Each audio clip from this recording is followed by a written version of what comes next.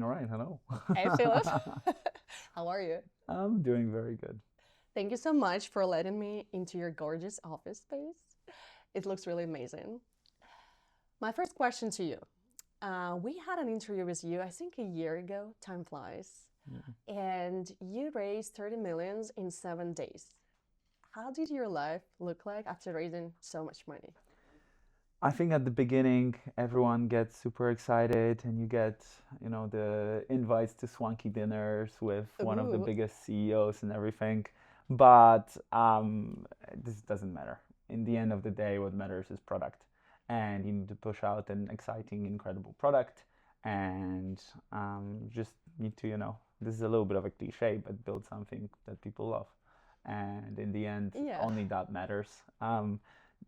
Do I still get more invites to, like, I don't know, some camp in Courchevel where they pay for my hotel? Yes, but in the end of the day, it allowed me to hire incredible talent, build with ambition, and probably that's it. Okay, hiring and invites to cool dinners. Let's summarize that. Pretty much. I think the biggest thing would be the scale of ambition. And we raised at a high valuation, Mm-hmm. not too high or anything, but it's just the next round needs to be a billion plus. Mm-hmm. um, and I've promised both to the people that work here and our investors to try to build a 100 billion trillion dollar company. I love that. And you build a company like this differently than you build a B2B vertical SaaS, which you're planning to sell for 500 million. Um, and we are trying to live up to this. And there were very difficult decisions that we've taken since that round that put us back on the path of risky path of trying to get to 100 billion or $1 trillion outcome. What is different? So back in the day, we thought that we were going to be building only an infrastructure product, Mm-hmm. that other companies would use as Mm-hmm. their backend for agentic setup. Yeah. Okay. Um, since then, vibe coding was basically invented. It became a thing. So non-technical people could work on the agent orchestration, but also the goals for revenue and for how to get to multi-billion-dollar valuation have changed. We saw the rise of companies like 11 Labs, like Lovable, Mm-hmm. and they basically set the bar for everyone else very, very high. The goals right now, the multiples are completely different. Mm-hmm. You need to be doing 20, 40 million ARR to be reaching a valuation of 1.5 billion. Mm-hmm. For an AI company on the forefront of like what agents mean. It used Mm-hmm. to be that Cohere, I think, Mm-hmm. was raising at 150x, same as Perplexity. Completely different Yeah. goals for revenue, and that basically we basically had to design a new entry point to Wordware, which Mm-hmm. is Sona, our new product. Amazing. We're going to talk about it later. Sure. But, still raising 30 millions in 7 days. First, it's like a lot of money. A lot of people struggle just to raise, like 2 million or so. And then the speed, like 7 days, that is crazy. Any fundraising tips that you can share? Our fundraise was very different to a typical fundraise for a seed round. This is not my first rodeo. Mm-hmm. You know, You are our prepared. our early investor has joined full time before that Mm-hmm. raise. Mm-hmm. We did a lot of work that took years, and it's not like we just created a magical pitch deck. Mm-hmm. Me and Robert known each other for 11 years. I built previously a company in this space. We went crazy viral and had 10 million users, 700,000 signups. We got to 1 million ARR within days. So there was a lot of things that like kind of went on top of each other. And also, and this is kind of the biggest advice, I'm good at running an auction.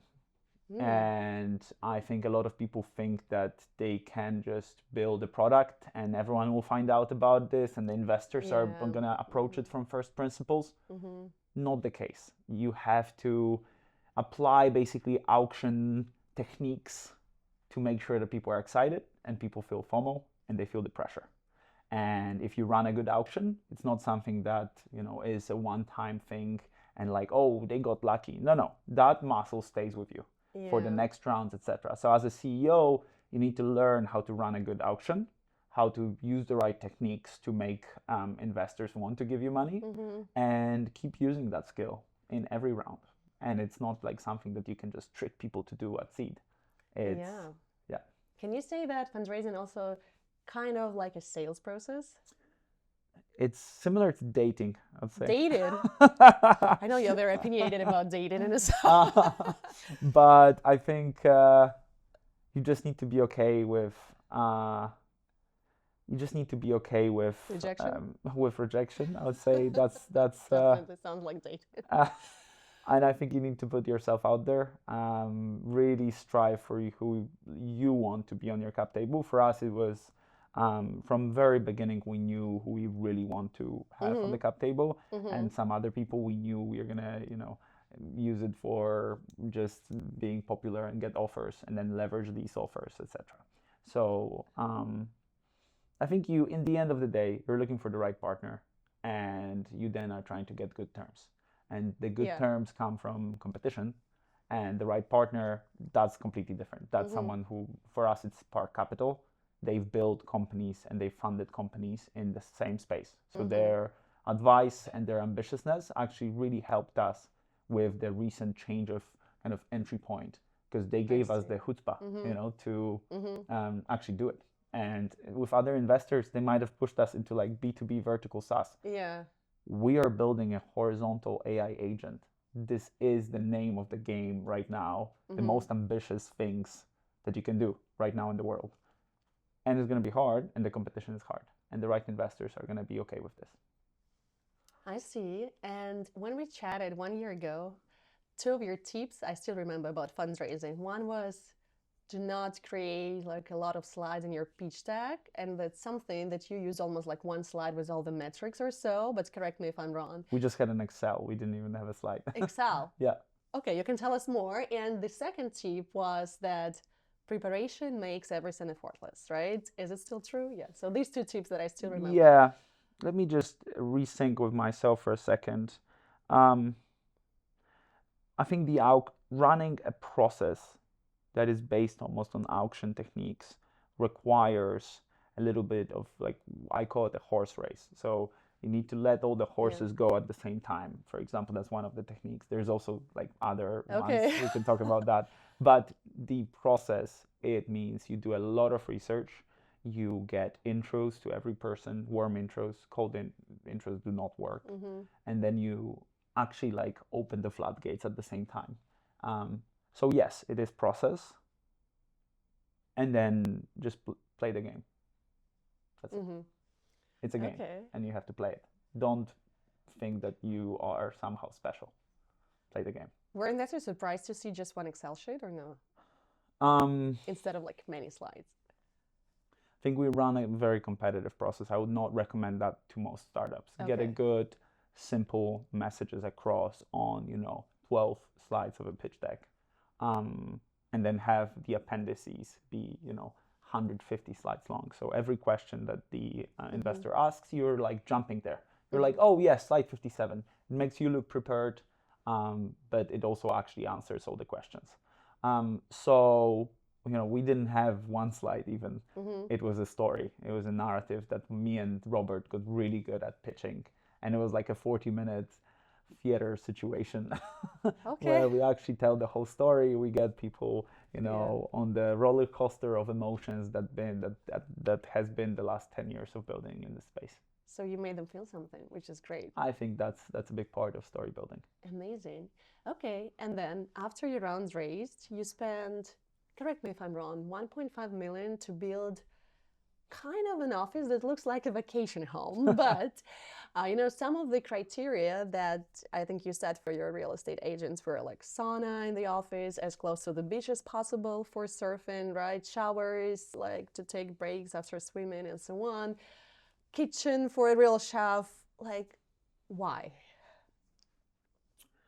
I think there are some lessons from the first company that I kind of treated, like the whole team more like as cogwheels in this machine that has to run. Mm-hmm. And whenever there was somebody who was missing, you would kind of fill it with the right cogwheel. Yeah.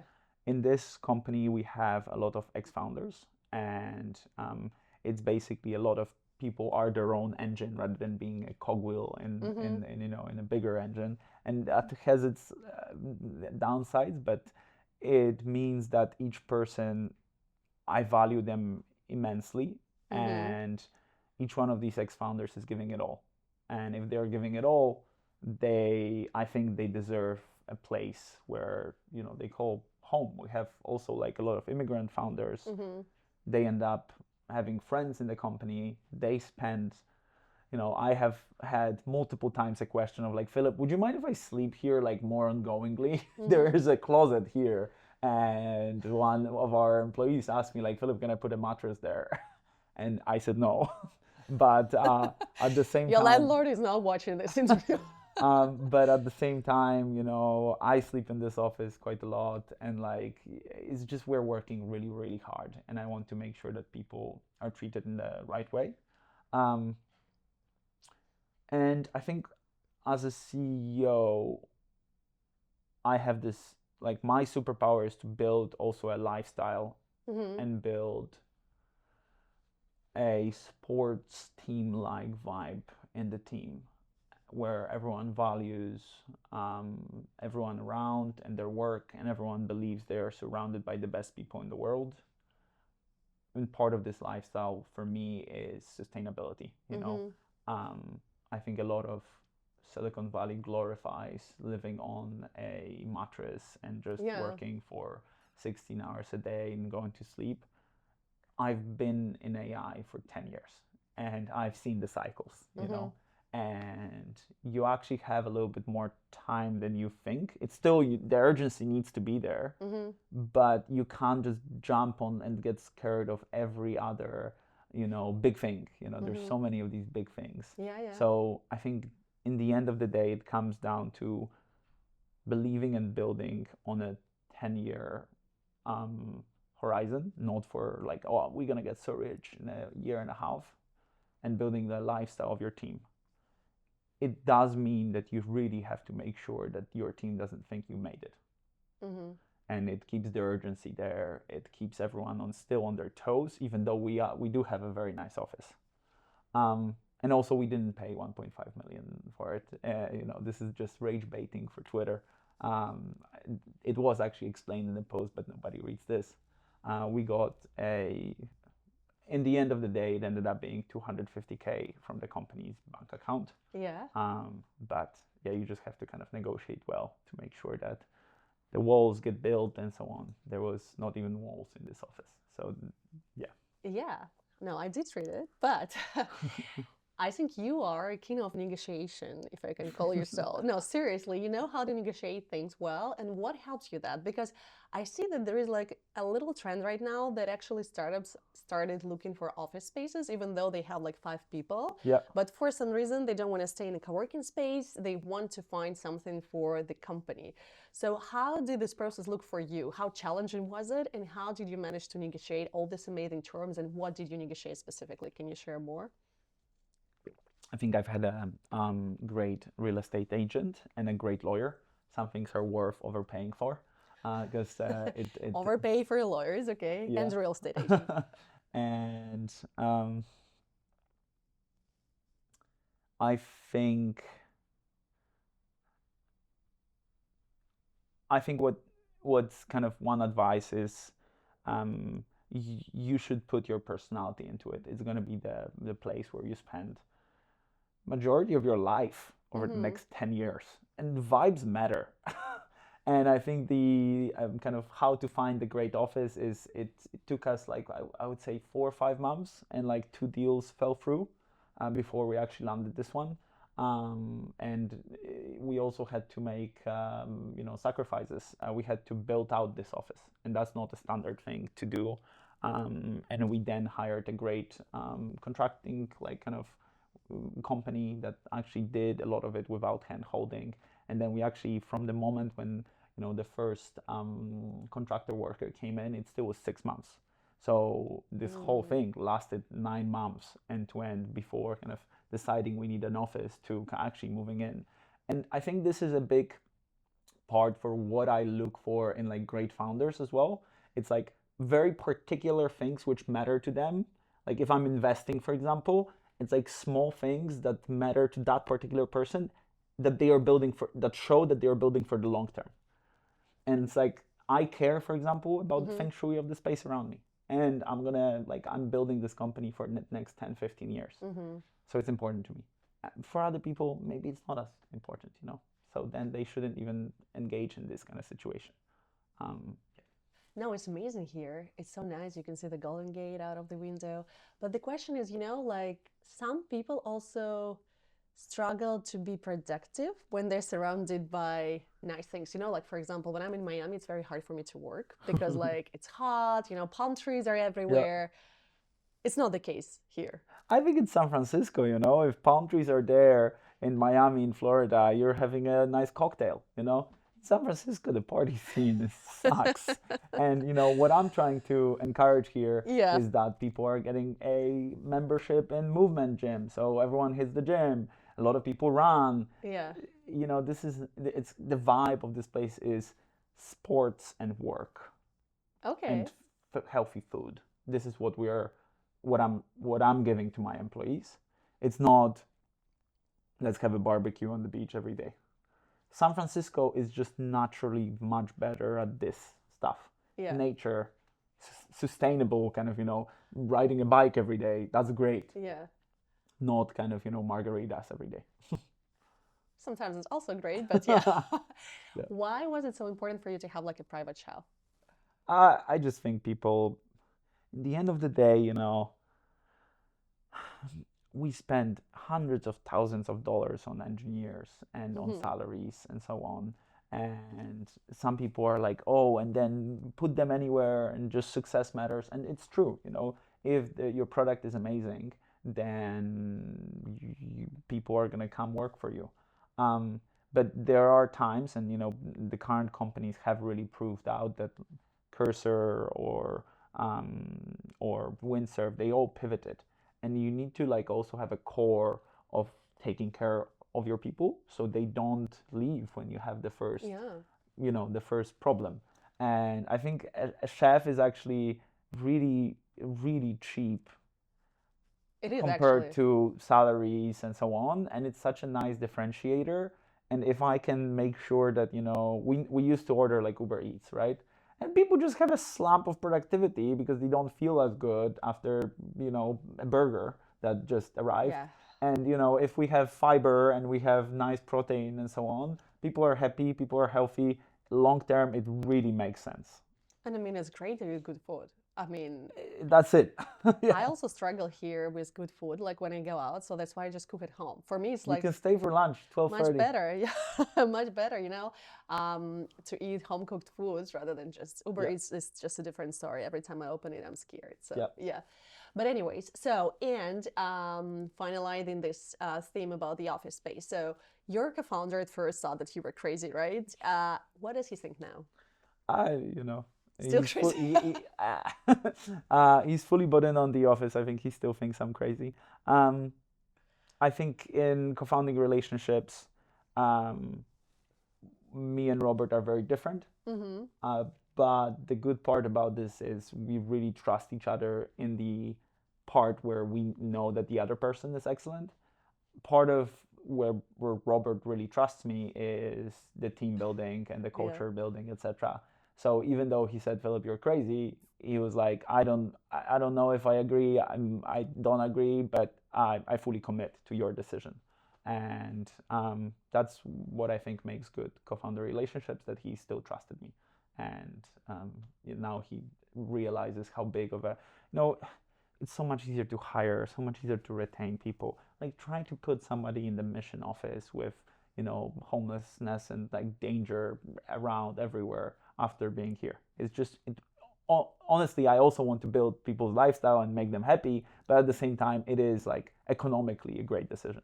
Yeah, when you talk about your co-founder, it sounds like a marriage, like perfect marriage, you know, like literally, it's like, It's not perfect marriage, you know. I think well, it, marriage does involve, you know, include some yeah, conflicts and yeah. tricky situations, but you trust each other. If you want to buy Chanel bag, go ahead. I trust you, right? So It that's comes great. with time as Yeah. well. It's like we both hit, you know, our lows, and I can really, you know, think of each one of these situations, and big part of this is all of it is built on friendship. I've known Mm-hmm. him for 11 years now, and if we see the other one struggles, um, we make do with it, and we change our lifestyles, or we change something in the company to make sure that we're both in our ikigai. You know, I don't know if Mm-hmm. you've heard Mm-hmm. of that concept. I did, yeah. But as in every marriage, there's problems, and we have a great coach.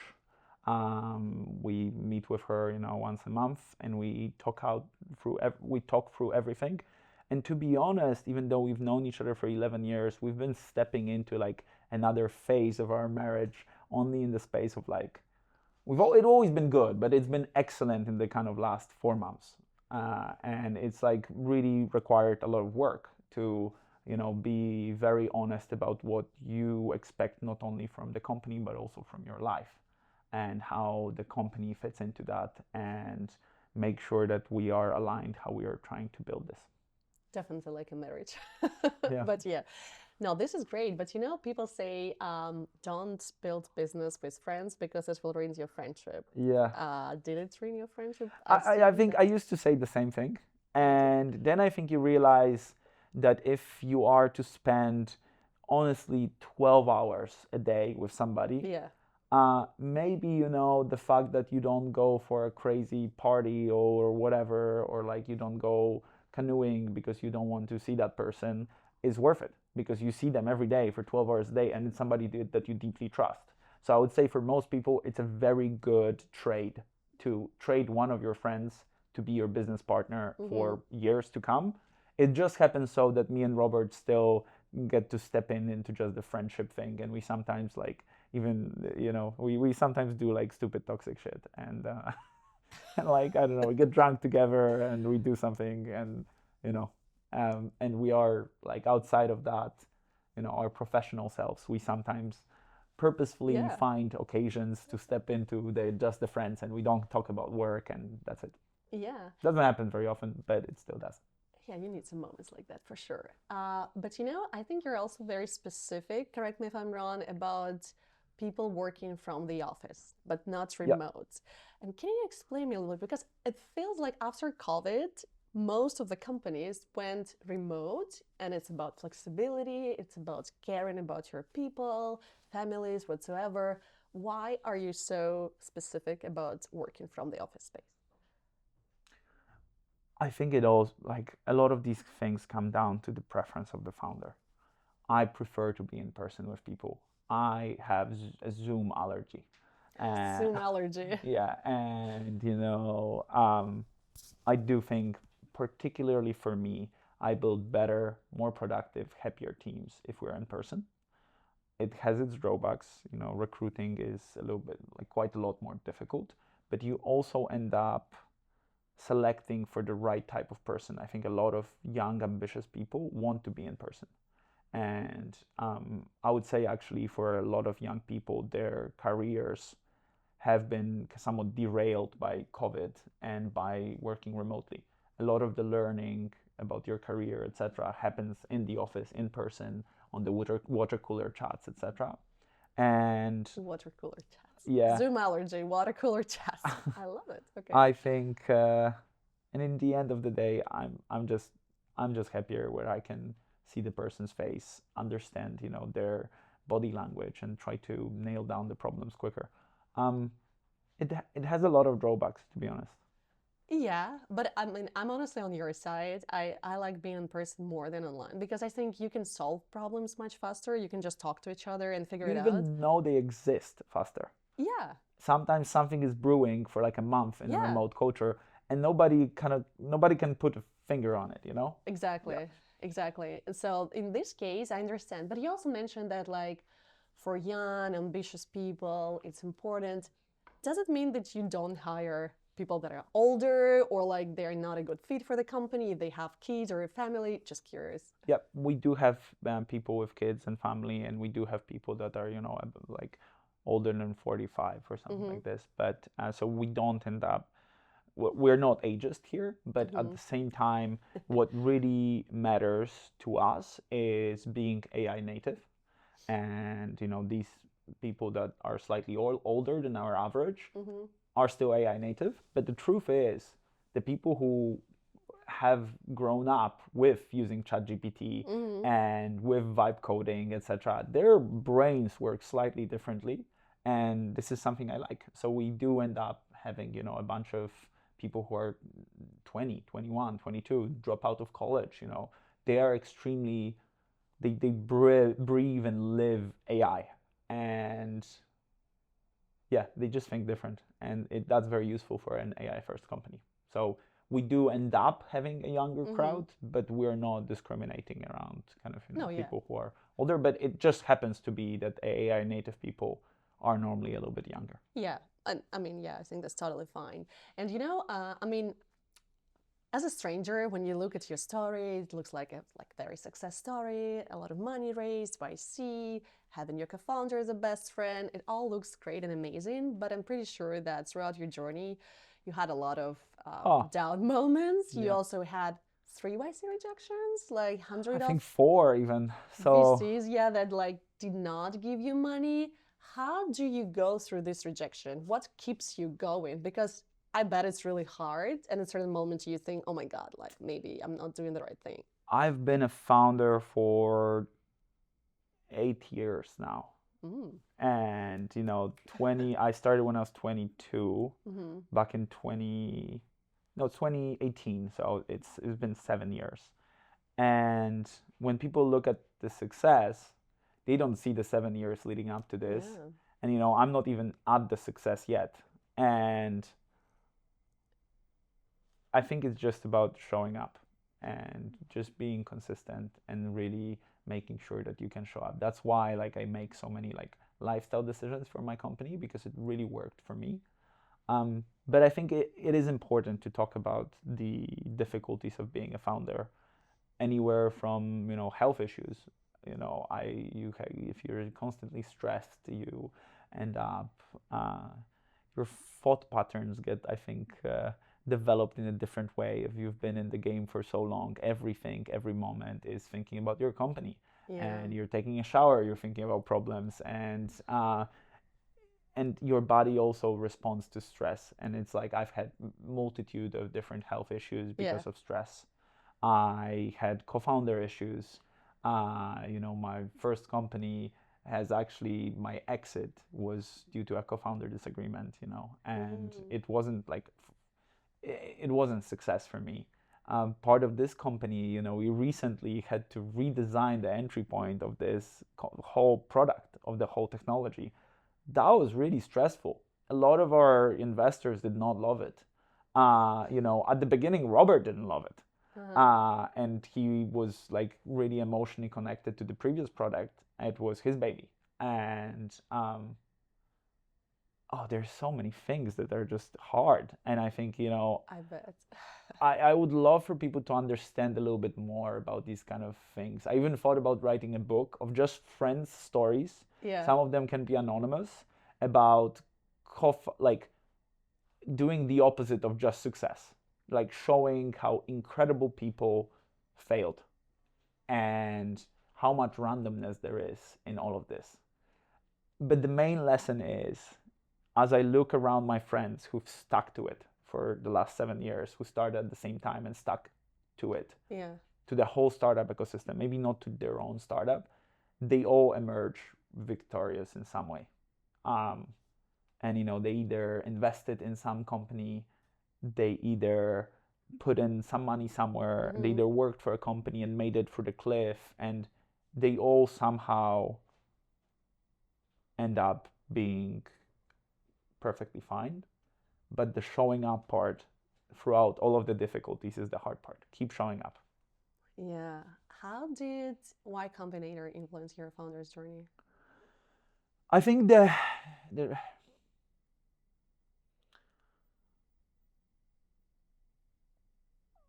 I think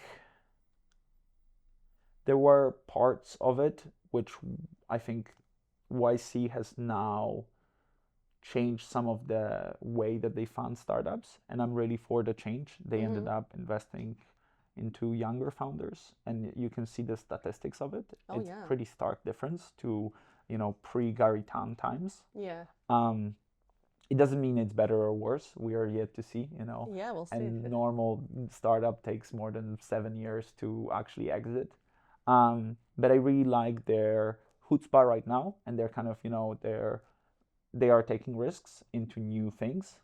When we were still there, I think there was more focus on kind of a B2B vertical SaaS enabled by AI, and that did not fit into our nature.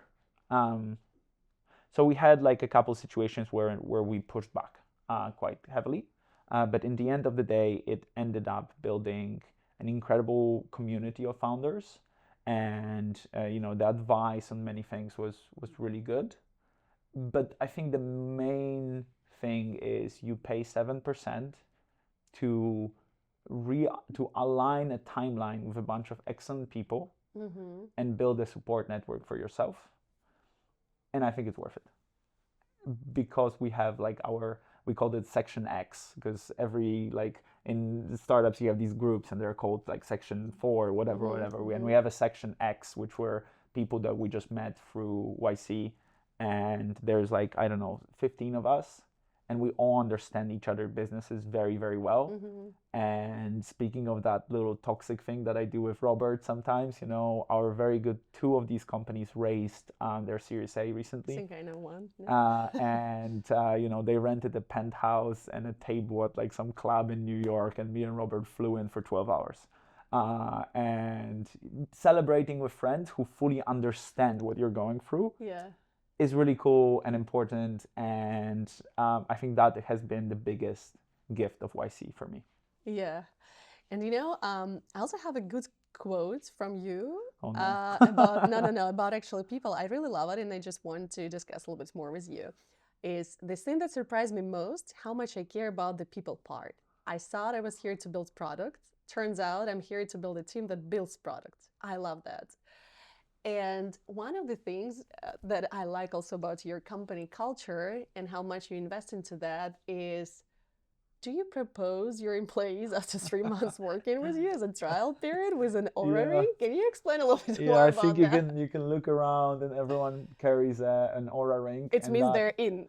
That means they are in the sports team. And a sports team is also requiring you to keep on delivering, but at the same time there is a level of loyalty that we have here. And I think in every situation where somebody was kind of underperforming, we give a little bit more time than other companies to kind of realign and make sure that it's working, etc.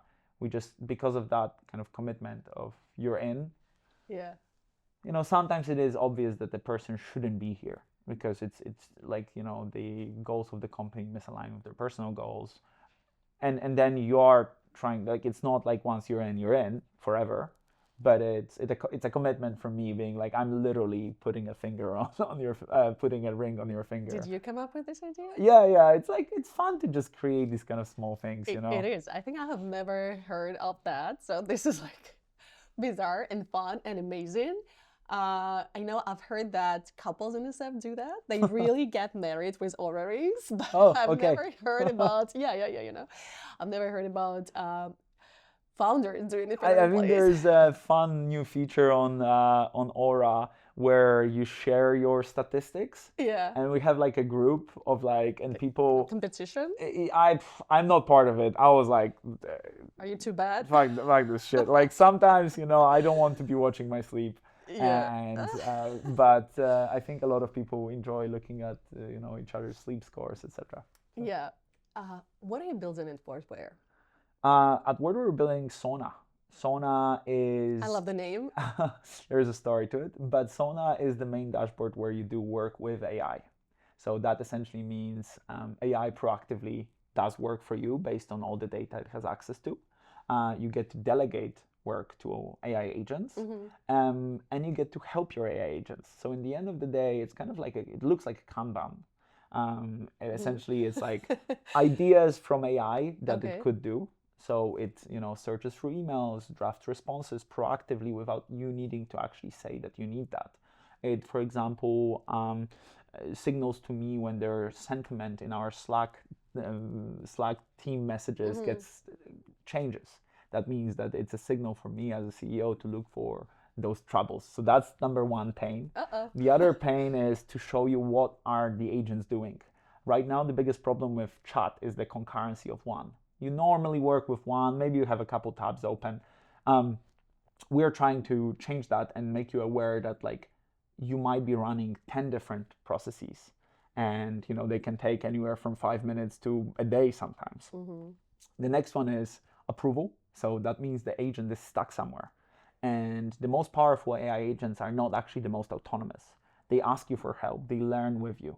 So here, this is almost like your to-do. This is where the agents are blocked somewhere, or they finish their work and they want you to send that message or approve that PR request, and then it's done. So it's a simple Kanban where the agent Sona learns what do you do, how do you delegate work to it, and helps you do everything in your knowledge work. So the way that I explain this often, it's forget the CEO treatment. This is your POTUS treatment. So this is your Oval Office desk. And in the morning you come there and they give you the kind of briefing of everything that happened in the last day. They bring you the work that they've done for approval, and they also silently, your White House staff does the work for you. And we just want everyone to become a manager of AIs. Who is your ideal customer? I think right now it's a lot of people like me, founders, managers, product managers, VCs, people who deal with a lot of fuzzy data, and people who are very AI native, for now at least. People who are almost trying to take the software engineering tools like Cloud Code and apply it for knowledge. And that ends up being difficult. Hence, Sona is a product that is going to enable that, and is enabling that for a lot of people. That's amazing. Sounds like a paradise, to be honest. Honestly, I think I'm kind of that person that has had one idea in their life. And my first company was around augmenting human memory with always-on listening devices. That was in 2018, working with GPT-2. And I think for me, I've always believed that human brain is incredible at some things and really shit at others. And we mostly use it for the shitty part. We became copy-paste machines in knowledge work. True. A normal person, normal knowledge worker switches their tabs or products on their computer 1,100 times per day. That's ridiculous. And what we are really good at is the deep, creative, intuition-led work that we do very little of. That Paul Graham essay about like deep work and etc. Not many people follow that. And what I'm trying to do is build the right context to do all the menial stuff. And something that came up in the process is to realize that context that you've built out also helps you with the deep and creative work. So Sona is a perfect metaphor because we try to take control of it. For me, Sona is a place where I do have these deep creative thoughts. And in a way, once you enter Sona, everything that is outside, the noise, disappears. And the deep creative thinking can be augmented by the context it gathers. So very long story short, we believe that the Q to AGI is not only the intelligence part, but also the context that intelligence acts upon. We're not competing with the main AI labs on the intelligence part. We just use the best ones in an intelligent way, in like model routing, etc. But the big part that is just you need incredible product skills is to build out this context. and let the AI work on top of something that really makes sense to you. Can you call it like your AI brain or so? Yeah. We say we are, we call ourselves an context lab. So AI context is like really important. If you would have a human being with Yeah. intelligence that up to the age of 18 was locked in a white room without doors, that human being, even though it's like intelligent as we are, it lacks context on absolutely everything. And it's not only your own AI brain, but it's also the tribal knowledge of how your company does things. So yeah, I would say an AI brain is good, but then you have to act on it. Yeah, of course. So, and right now we basically live in kind of like agent economy, right? So, how do you see the future, or like how do you operate within this economy right now? Also with vibe coding and everything. How does your life look like? Before I answer how my life changed, because it changed massively through using Sona, I spent around 3 or 4 hours in my own product every day. But how the economy changed, Yeah. it's about this stochastic mindset. And when you hire a person, you don't feel like you will understand fully every action that they have. There is some creativity there. But people have approached software in a very rigid form. You always want, once you put in X, you always want Y. And if that breaks, you're just Yeah. like there being like, there's a bug in this software. Yeah. But in this new stochastic mindset, you need to look at AI agents and compare the potential harm to the benefit you're getting.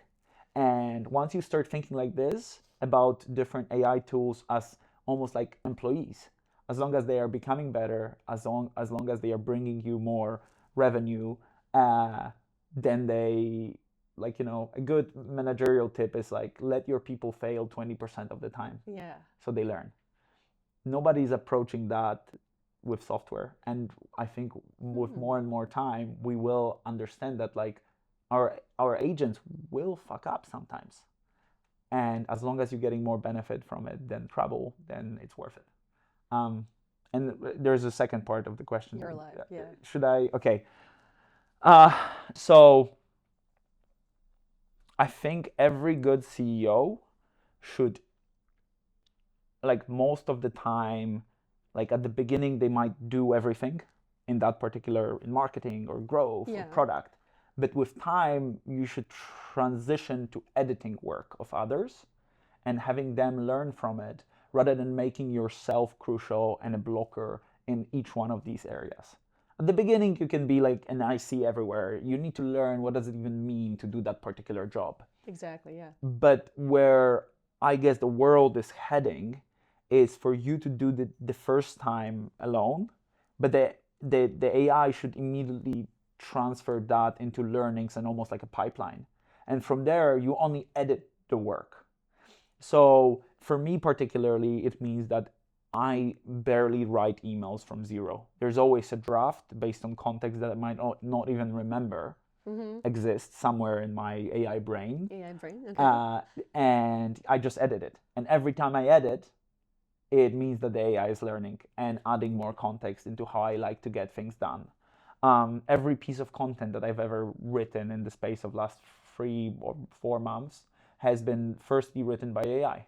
And it's incredible once you give it so much data, how creative can it be, that I can just say, hey, based on the meetings from last 7 days, what are some of the hypotheses that seem obvious to me but aren't to everyone else? Can you create content about that? And we can even try this in a second.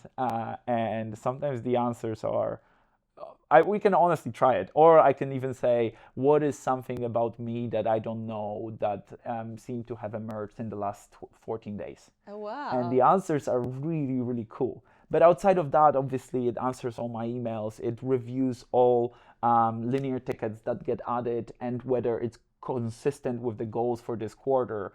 It creates my investor updates. It runs my own personal investing and helps all of my portfolio companies on a weekly basis based on like the intros and their current kind of updates, what they're needing from me. So my life has completely transformed, and a lot of the things that the AI does it's not like it does it better. A lot of the times are those things I would have never done. And it makes me feel like I'm a superhuman that's running a team of very aligned hundreds of people, which is really powerful. And I think everyone will love that power. I love that. When you say portfolio companies, do you angel invest? Yeah, I've started recently and I love it so far. I think you kind of have to approach it with making more than 20, but I've been really loving it. It's gives me a gives me a way to kind of I think I've at some stage I might write like kind of my lessons from startups book or like a series of articles. I don't have time to do this right now. I'm fully focused on You never this have company. time. Yeah. Uh, Use AI. but with particular people, I mostly invest based on the person. Like often the idea is shit, and I'll tell them like, "Hey, this idea sucks. I think don't listen to me. I don't know anything about you. Yeah. Make sure you believe in it. I'm gonna invest because you're awesome." Yeah. And that's normally the case for my investments. Interesting. Okay. And you are from Poland, right? Yes. You're from Europe. So Europe versus the USA or versus San Francisco? Tough one. I think my soul slowly dies, but my bank account grows when I'm in San Francisco. That's such a good quote. uh, but I miss Europe definitely. I think it takes a long time to build out a specific culture, and I really enjoy how Polish people have, you know, we we have a history that everyone knows about for 1,100 years. It really takes a long time to build like culture and a bond between people. I think America has a little bit less of that because it's a very new country and it's made out of immigrants who still hold on to their own. You know, a lot of the times people say, "Oh, I'm Italian," and I'm like, "You can't even speak Italian. Like, you had pizza. That's it, you know." And I think the productivity and the way that people build businesses in America is incredible. It's nowhere to be found. Everyone approaches themselves as, "Oh my God, let me help you. Let's build something together. 1 + 1 = 5." Yeah. In Europe, I think we've went through enough hardship, especially in like countries like Poland, that like 1 + 1, you know, it's a zero sum. People approach it with zero sum game, mindset. But at the same time, the fact that there's more layers in people make for deeper, more meaningful friendships and relationships. At least in my opinion, it's people are a little bit more like. Yeah, have you ever seen Shrek? Yes. When the donkey goes next to Shrek and then Shrek says, "Ogres are like onions, they have layers." And I kind of like my people with layers. But in business, what's productive is the opposite. Everyone being, "Here's my heart, let's do something together." And it really works. And it's incredible. That part is incredible about the US. But I miss Europe dearly. I think I 100% agree with you. Maybe it's my Eastern European mindset, I don't know, but I do agree with you. Is there one thing or two things that you just cannot stand here? I don't know. Oh my God, my first idea is the stop signs. Stop signs? So annoying. It's like somebody designing all of traffic to the biggest idiots in the world. Like, how can a main street stop every time, even if there's nothing coming from a tiny street here, 99% of the time? It's so inefficient. It drives me mad every time I arrive. Because of that. Intersections are suck in America. And the grid system is not the right way to approach urban planning. It isn't. Like, you should have a bigger. Don't get me started on this. But I also think I get fatter in America, and it requires me to really watch what I'm eating. Oh yeah. Much more, and I don't understand why. Like, America seems to be smuggling butter into everything that you eat. In some, like, I eat the same stuff, Food is so bad here. I feel you. So bad. and it's, I don't know how it happens, Like, it's, come on, in Poland you can eat pierogi every day and you will be still and here, slim, you yeah, know? I lose weight when I go back to Poland. I eat more. I don't know how it happens. Yeah. I will give you one more. um I think because the culture in America is much more individualistic for good reasons. There is no uniform, there is no universal healthcare. People approach friendship and relationships a little bit more transactionally, which I think is a very logical conclusion from how America is run. A lot is about the way that your financial status, and like particularly in relationships, I think in Poland there's kind of like, it's really frowned upon if you like ask about money on like a date, or talking about salaries is like super rude. Here somebody comes to you on the street and be like, how much you make, and people like immediately answer, and I'm like, that's so weird to me. It's like, we Seriously? don't, yeah, I have think you it's not the seen opposite way. these YouTube videos where they like walk around and like people talk about money a lot more, and a lot of things seem to be a little bit more. I think yes and no, because like, for example, in Russia, you will never ask a friend how much money you make. Yeah. So that's So what no, that's what I mean. sorry, the Yeah. opposite. No, the opposite. So Oh, in okay. Russia, Yeah. people always ask how much money you make. Really? But here, maybe that's the Interesting. Russian thing. But here, people never ask. Like when I meet someone like at the event, no one asks me how much money you make. Oh, in Poland you never ask. And I don't know. In the end of the day, what do I know? I'm just a guy. But maybe openly to share it on social media, yeah, definitely. I think here it's more popular. And one more quote Yeah. from you. SF is a beautiful town with many attractions, but an ugly and boring city. How does it make sense? Beautiful and ugly together? No, What it's do a you beautiful mean? town. Beautiful town, I ugly think, city. but it's for me it's an ugly city. So I think around from like North Beach on the eastern side of the city, and anywhere like north of the Golden Gate Park, it's the most incredible town in the world. Beautiful The town part. houses are beautiful. We get to be on the beach every day. Like, not even in like LA, that's reachable for most people. True. Not in New York. I don't think people talk about enough how incredible is the nature in the city and how much of a business hub it is. Those two things together don't exist. Like, seriously, New York, no. LA, maybe, but the beach kind of is weird there. Yeah. And Seattle, maybe, but the business hub part kind of sucks. London, no. Like, there's no place like this in the world. For sure. And it's such a beautiful town. You go on Chestnut Street or Fillmore, there's beautiful restaurants. You walk there and you're like, this is a beach town. This is lovely. And then you go to the Mission and you or you go to the financial district. I just don't like it. I think New York does that better. I think there is a huge homelessness problem. I think we are almost became like a joke for people that live here to be like, oh, the homeless, they're dying, whatever. And they kind of forget the humanity part of it.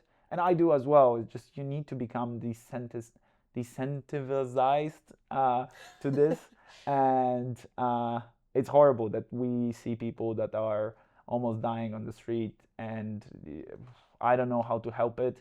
To be honest, if I can have a choice, I prefer not to see it. And that's a horrible thing to say, because I should be helping these people. The first couple weeks when I arrived, I used to work on an ambulance back in the day, and my immediate reaction was that if somebody is lying on the street, I run up to them and I'm like, Doctor ABC, danger, response, airway, breathing, circulation. And people looked at me so weird. Or like I would wheel somebody for hours because they're on a wheelchair. Yeah. And that's like, that part of me is dead. Like, I don't, like, I can't do that. So coming back to the quote, I think for most Europeans, most immigrants, living in the north part of the city is great. There is just a historical reason why most offices are in the mission, because of the BART train and the fact that a lot of engineers used to live in Palo Alto and the peninsula. That's no longer the case. We don't have anyone who lives on the peninsula. It all moved to San Francisco. I don't know any startup that has like early startup that has HQ there. Let's all enjoy the beautiful town. Yeah, no, I agree with you. And I think in terms of the homelessness, I don't allow myself to get used to this fact that it's normal. So I intentionally always like, Yeah. you know, tell myself, no, that is not normal. You Yeah. cannot like look at this and think that it's normal because it Yeah. is not. And like no one in Europe, like imagine in Warsaw, seeing homeless people downtown, never. Yeah. I think people wouldn't even allow that. And you know, we call them, like, people just are openly calling them zombies. And you know, I kind of both get it because it is, you know, how it is. Yeah, But at the same time, how horrible that we have zombies and people is. living in the same town, and we make a clear distinction of who is a zombie and who is a person. That kind of sucks. It is, and it's also not honestly like safe as well. Yeah. But two more questions. How would you describe dating and stuff? Oh my God.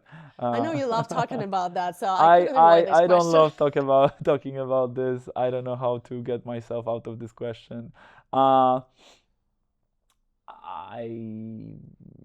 don't date here. Is it just like, I mean, it doesn't exist. Like the more I talk to I startup don't know. founders, they I- keep complaining, and not only startup founders, dating is dead here.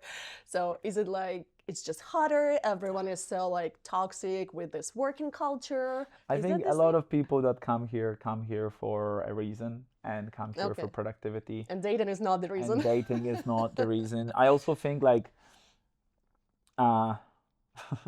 this is gonna be a little controversial, but I think hot people, anyone who is to do with any kind of industry where you have to be attractive, Uh-huh. from movie to modeling to, you know, anything like anything that requires you to be attractive, do not come to San Francisco. They come to New York or LA.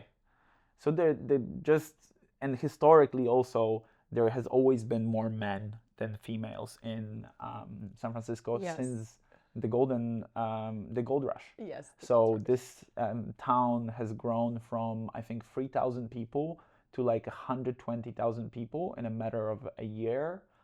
You would have to check the history facts, but I think and it was mostly men seeking risky Yeah. business opportunities, which it kind of stayed similar. Similar to innovation, right? Yeah, Exactly. so you know, I hate the part about the society that means that men do more risky things like this or move across the world to pursue like a risky business endeavor. But it is the case, and when you look at just the numbers, it is misaligned.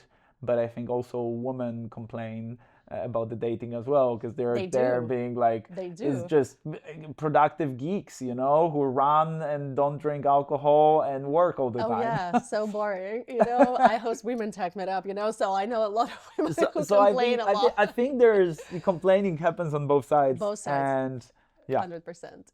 And last one, if it's your last day today, what would you do? in my life, Yes. all life is about connections with other humans. I would go and talk to my parents, talk to the most. Really, what That's is it? it? Last day of life? I thought you would say like I would go, I don't know, jump with a parachute. I will go rock climbing. I've done all of that stuff. I think it's So not for you. all life is about human connection, building a good group of people at work, building connections with your family, building a relationship, building friendship. Those are the most important people at the end of the day, and the most important things. But that's a rogue question for the end of the interview. I don't know. Welcome. I would try the heroin thing. I don't know. It seems to be like getting a lot of people hooked on it. Who knows? Okay, so would you give me a tour? Sure, of course. Thank you. That was great. Thank you. Okay, so do you mind sharing your? Uh-oh. How do I open it up? You want to show me your office space? There we go. Oh, Come on in. modern technology. Okay, let's see. Okay, so why this place so special? What do you have here? Just a kitchen, we like to make sure that people eat well. For a chef. So for a chef, we really wanted to make sure that we can actually cook. So we built out a nice stove, etc. And here's our. It's gonna be a future sauna room, but for now it's just Sauna room. So we have kayaks, we have kite surfing equipment, we have kite surfing kites. But A little there's messy, gonna there's gonna be a big sauna here of this size, which is gonna be fun. We're actually gonna be shooting podcasts there. From the sauna. Yeah, we're gonna call it Hot Takes with Hot Founders. Oh my god! How come I And it's gonna be didn't only know 15 that? minutes.